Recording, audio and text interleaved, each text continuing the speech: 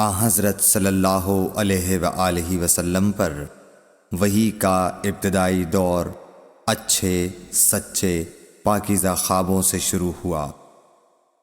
آپ خواب میں جو کچھ دیکھتے وہ صبح کی روشنی کی طرح صحیح اور سچا ثابت ہوتا۔ پھر من جانب قدرت آپ تنہائی پسند ہو گئے اور آپ نے غار حرا میں خلوت نشینی اختیار فرمائی اور کئی دن اور رات وہاں مسلسل عبادت اور یاد الہی و ذکر میں مشغول رہنے لگے۔ جب تک گھر آنے کو دل نہ چاہتا توشہ ہمراہ لیے ہوئے وہاں رہتے۔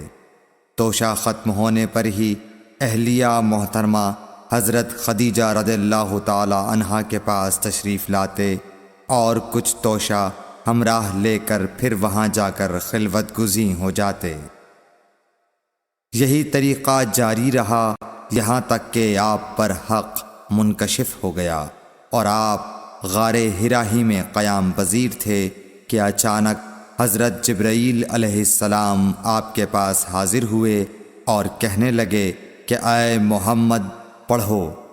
آپ فرماتے ہیں کہ میں نے کہا کہ میں پڑھنا نہیں جانتا۔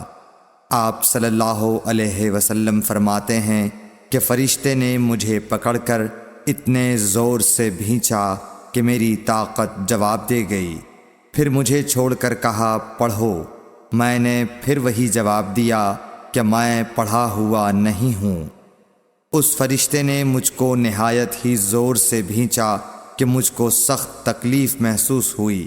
پھر اس نے کہا کہ پڑھ۔ میں نے کہا میں پڑھا ہوا نہیں ہوں۔ فرشتے نے تیسری بار مجھ کو پکڑا اور تیسری مرتبہ پھر مجھ کو بھینچا۔ پھر مجھے چھوڑ دیا اور کہنے لگا کہ پڑھو اپنے رب کے نام کی مدد سے جس نے پیدا کیا اور انسان کو خون کی پھٹکی سے بنایا۔ پڑھو اور آپ کا رب بہت ہی مہربانیاں کرنے والا ہے۔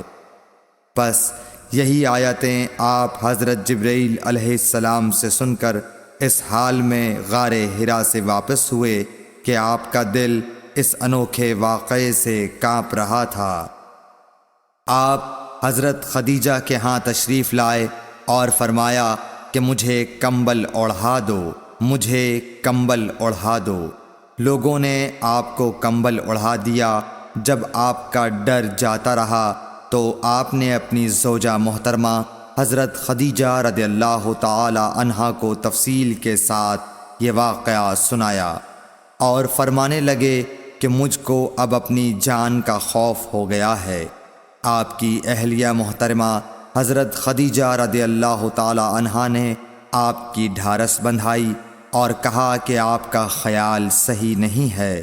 اللہ کی قسم آپ کو اللہ کبھی رسوا نہیں کرے گا۔ آپ تو اخلاق فاضلہ کے مالک ہیں۔ آپ تو کنبہ پرور ہیں، بے کسوں کا بوجھ اپنے سر پر رکھتے ہیں، مفلسوں کے لیے آپ کماتے ہیں، مہمان نوازی میں آپ بے مثال ہیں اور مشکل وقت میں آپ امر حق کا ساتھ دیتے ہیں۔ ایسے اوصاف حسنہ والا انسان یوں بے وقت ذلت و خواری کی موت نہیں پا سکتا۔ پھر مزید تسلی کے لیے حضرت خدیجہ رضی اللہ تعالی عنہا آپ کو ورقہ بن نوفل کے پاس لے گئیں جو ان کے چچا زاد بھائی تھے اور زمانہ جاہلیت میں نصرانی مذہب اختیار کر چکے تھے اور عبرانی زبان کے کاتب تھے۔ چنانچہ انجیل کو بھی حسب منشائے خداوندی عبرانی زبان میں لکھا کرتے تھے۔ انجیل سریانی زبان میں نازل ہوئی تھی، پھر اس کا ترجمہ عبرانی زبان میں ہوا۔ ورقہ اسی کو لکھتے تھے۔ وہ بہت بوڑھے ہو گئے تھے، یہاں تک کہ ان کی بینائی بھی رخصت ہو چکی تھی۔ حضرت خدیجہ رضی اللہ تعالی عنہا نے ان کے سامنے آپ کے حالات بیان کیے اور کہا کہ اے چچا زاد بھائی، اپنے بھتیجے محمد صلی اللہ علیہ وسلم کی زبانی ذرا ان کی کیفیت سن لیجئے۔ وہ بولے کہ بھتیجے آپ نے جو کچھ دیکھا ہے اس کی تفصیل سناؤ۔ چنانچہ آپ صلی اللہ علیہ وآلہ وسلم نے از اول تا آخر پورا واقعہ سنایا، جسے سن کر ورقہ بے اختیار ہو کر بول اٹھے کہ یہ تو وہی ناموس معزز رازدان فرشتہ ہے جسے اللہ نے حضرت موسیٰ علیہ السلام پر وحی دے کر بھیجا تھا۔ کاش میں آپ کے اس عہد نبوت کے شروع ہونے پر جوان عمر ہوتا، کاش میں اس وقت تک زندہ رہتا جب کہ آپ کی قوم آپ کو اس شہر سے نکال دے گی۔ رسول کریم صلی اللہ علیہ وآلہ وسلم نے یہ سن کر تعجب سے پوچھا کہ کیا وہ لوگ مجھ کو نکال دیں گے، حالانکہ میں تو ان میں صادق و امین و مقبول ہوں۔ ورقہ بولا، ہاں یہ سب کچھ سچ ہے، مگر جو شخص بھی آپ کی طرح امر حق لے کر آیا لوگ اس کے دشمن ہی ہو گئے ہیں۔